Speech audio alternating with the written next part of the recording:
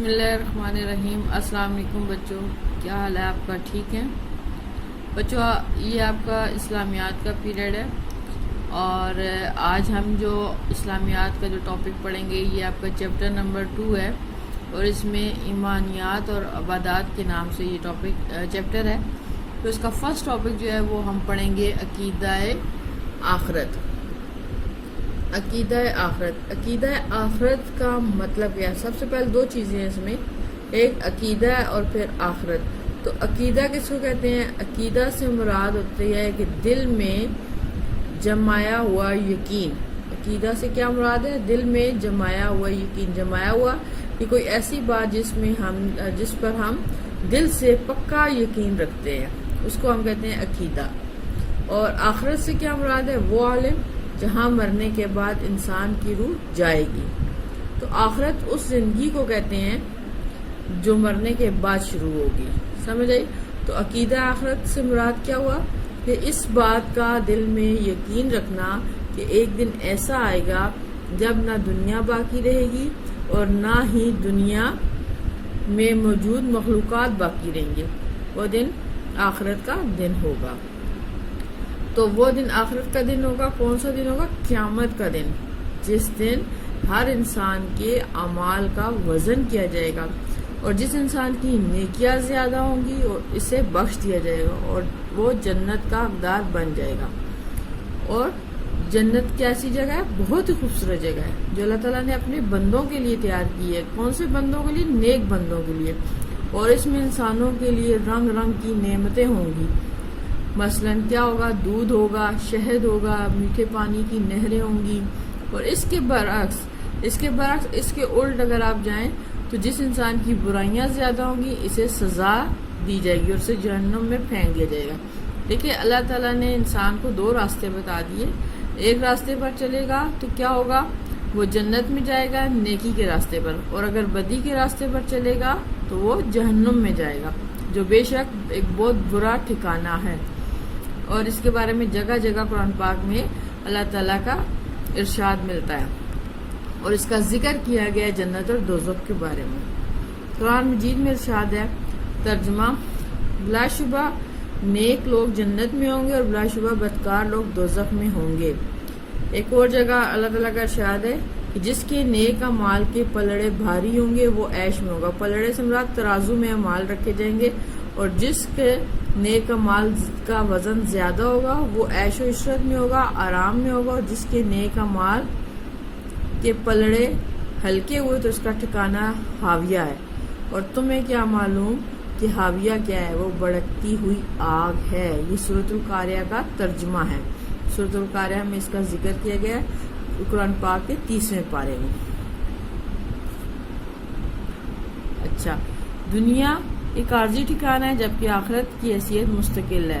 کہ یہ تو دنیا تو چند دنوں کا ٹھکانہ ہے لیکن آخرت جو ہے وہاں پر ہم ہمیشہ رہیں گے۔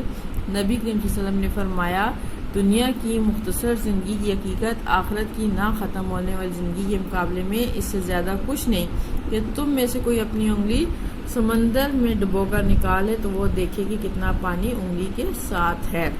یہ دنیا ہمیشہ رہنے کی جگہ نہیں ہے بلکہ دنیا کی یہ زندگی آخرت کے مقابلے میں بہت تھوڑی اور مختصر ہے۔ ہمیں چاہیے کہ ہم اپنی زندگی کھیل تماشوں میں ضائع نہ کریں اور اس سے فائدہ اٹھائیں۔ قرآن مجید میں اللہ تعالیٰ کا ارشاد ہے، کیا تم خیال کرتے ہو کہ ہم نے تم کو بے مقصد پیدا کیا اور یہ کہ تم ہماری طرف لوٹ کر نہیں آؤ گے؟ ہم میں سے ہر شخص نے اللہ کے پاس لوٹ کر مر کر واپس جانا ہے۔ ہم کیسے اللہ کے پاس جائیں گے؟ مرنے کے بعد۔ اور بس جو شخص دنیا میں اچھے کام کرے گا اللہ تعالیٰ اور اس کے رسول کی فرما برداری کرے گا تو وہ قیامت کے دن ضرور کامیاب ہوگا اور اسے جنت میں اچھا ٹھکانہ ملے گا۔ اور جو شخص اپنی زندگی برے کاموں میں گزارے گا، اللہ تعالیٰ کی عبادت نہیں کرے گا، نہ رسول کی فرما برداری کرے گا، تو کیا ہوگا کہ وہ اپنی زندگی کھیل تماشوں میں گزار دے گا، تو ایسا شخص جہنم میں جائے گا۔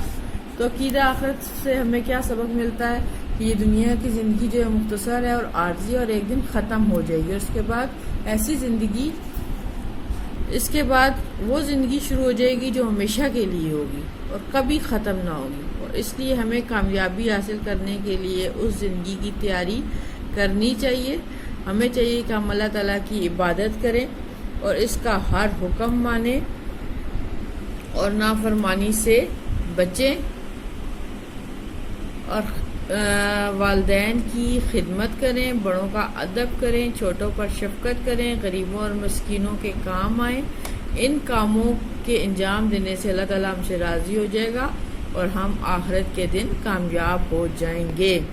یوں یہاں پر عقیدہ آخرت ختم ہوتا ہے. عقیدہ آخرت یعنی آخرت کا دن، کہ آخرت کے دن پر مکمل یقین رکھنا. آخرت کے دن کو یوم القیامہ یا یوم الدین اور یوم الحشر بھی کہا جاتا ہے. یہ تین چیزیں، یہ تین نام ہیں اس کے، اور یہ بھی کہا جاتا ہے.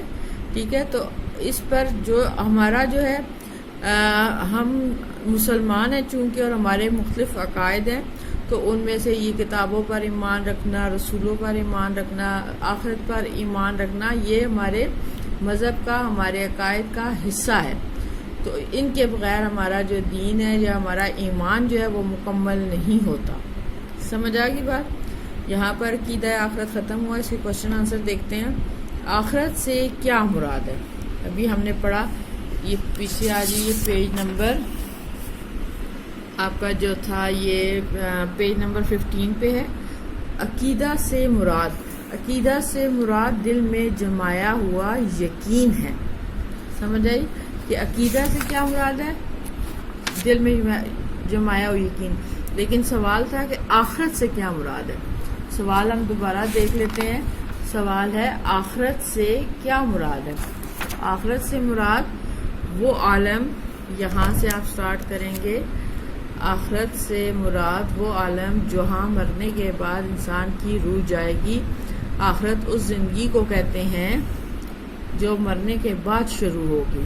یہاں تک آپ کے پہلے سوال کا جواب بنتا ہے. سمجھ آ گئی آپ کو؟ یہ ہے آپ کا پہلا سوال. آپ نے یہ سوال جو بھی میں بتاؤں گی سارے آپ نے کاپیز پہ لکھنے ہیں اور پھر آپ نے مجھے بھیجنا ہے، میں چیک کروں گی. ٹھیک ہو گیا؟ پہلا سوال یہ ہو گیا، اللہ تعالیٰ کے پاس لوٹ کر جانے سے کیا مراد ہے؟ ٹھیک ہے، تو اللہ تعالیٰ کے پاس، یہ سب سے آخر میں تھا کہ ہم میں سے ہر شخص نے اللہ تعالیٰ کے پاس لوٹ کر جانا ہے. واپس جانا کیسے لوٹ کر جانا ہے؟ مر کر. ہم میں سے ہر شخص نے، تو آپ سوال میں سے ہی جواب بنائیں گے. سوال میں سے جواب کہ اللہ تعالیٰ کے پاس لوٹ کر جانے سے مراد یہ ہے کہ ہم نے مر کر اللہ کے پاس واپس جانا ہے، کیونکہ ہم اسی کے لیے اور اسی کی طرف لوٹ کر جانا ہے. ٹھیک ہے، جانے سے کیا مراد ہے کہ ہم نے مر کر واپس اللہ کے پاس جانا ہے، ہم اسی کے لیے ہیں اور اسی کی طرف لوٹ کر جانا ہے.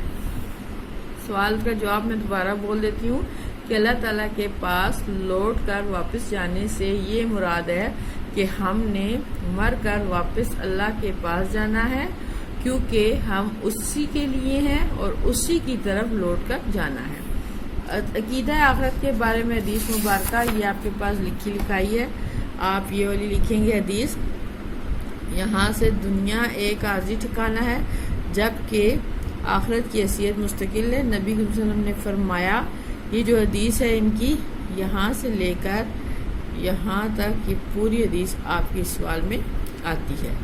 یہ آ جائے گا آپ کے پاس سوال نمبر 3. ٹھیک ہو گیا؟ یہ آئے گا آپ کے پاس سوال نمبر 3.